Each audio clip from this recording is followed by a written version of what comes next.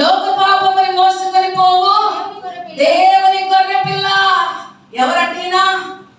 పాపాన్ని మోసుకొని పోయే గొర్రె పిల్లగా వచ్చాడు.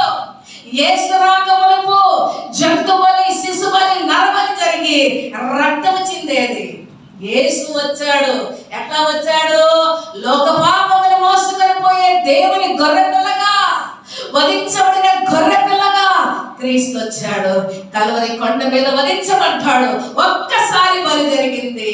ఇక జంతు బలులు లేవు, శిశు బలి లేదు, నరబలి లేదు, ముగిసిపోయాయి. కానీ అజ్ఞానులు ఇంకా బలులు అర్పిస్తూనే ఉన్నారు. సత్యం తెలిసిన వాడు బలి అర్పించడు. ఇక యేసు లోకమునకు వచ్చి బలులను నిషేధించాడు. ఆయన ఎలా వచ్చాడు లోకమునకు?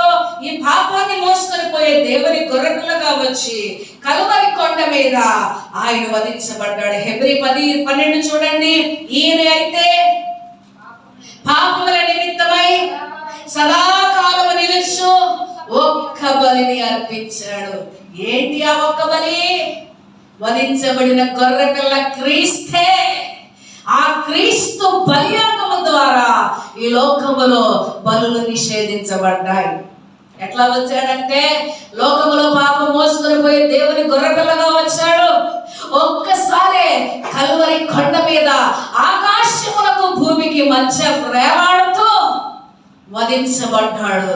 బలి జరిగింది. ఇక మనం బలులు అర్పించకూడదు.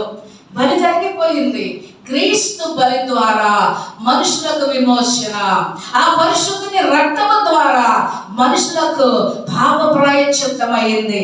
ఇక బలులు అక్కడనే లేదు. కాబట్టి ప్రియులారా,